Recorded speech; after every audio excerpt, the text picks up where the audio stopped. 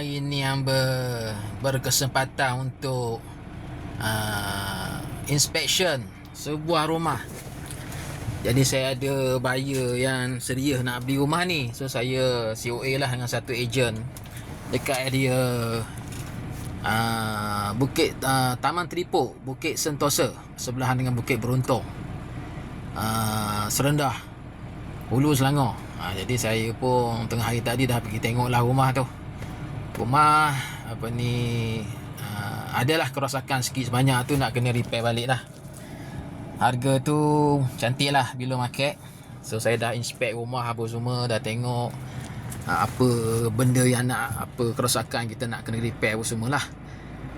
Dah siap tu, saya pun on the way lah, pergi ke nak cari makanan sikit, nak makan tengah hari. Teringat Bukit Beruntung ni dah dekat nak pergi ke Tanjung Maling. So biasa saya kalau pergi buat inspection apa-apa kat sini, saya akan pergi Tanjung Maling. Saya pergi ke Andre Nasi Padang, tapi nasib tak baik, kedai pula tutup. Perjalanan hari ni asalnya nak pergi Bukit Beruntung, ambil gambar rumah nak beli. Lepas tu pergi ke Tanjung Maling, nak try nak makan nasi padang ayam kampung Tanjung Maling, tapi tutup lah pula. Survey kita jumpa restoran Ochu Ami, ikan bakar nasi campur Tanjung Maling lah, area Tanjung Maling. Kita nak try restoran baru ni. Tengah hari orang start tak makan lah ni. Nampak macam ramai orang.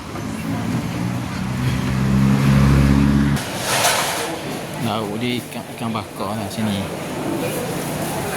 keli, ikan kembung, ikan kongi, ada tilapia,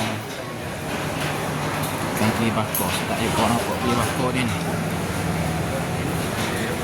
Nak try ikan kongi ya.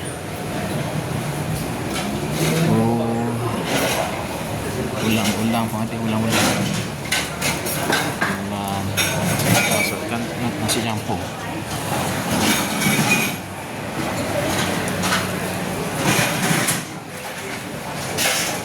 Gula jering, boleh ni. Gula jering 5 ya.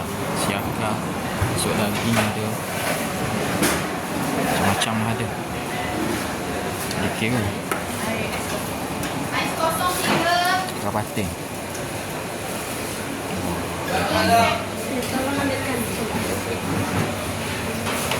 Kita try lah ambil nasi. Kita nak try ikan konge, ikan bakar konge, nasi ulang-ulang sikit dengan Nescafe ais mangkuk. Kita nak try. Jadi gedok lah awak. Okey, selepas hamba makan dekat kedai restoran Ochu Ami ni, restoran ikan bakar ni, rasa dia boleh tahan lah. Cara siapa dia teringin nak makan ikan bakar, siapa-siapa yang tinggal dekat area Tanjung Maling, atau sesiapa yang kebetulan lalu dekat area sana nak makan ikan bakar, boleh singgah lah di restoran ikan bakar Ochu Ami, Tanjung Maling. Berterah dah tadi. Harga pun berbaloi lah. Ikan konge seekor baru 12 riyal sekali dengan air. Beres. Okey.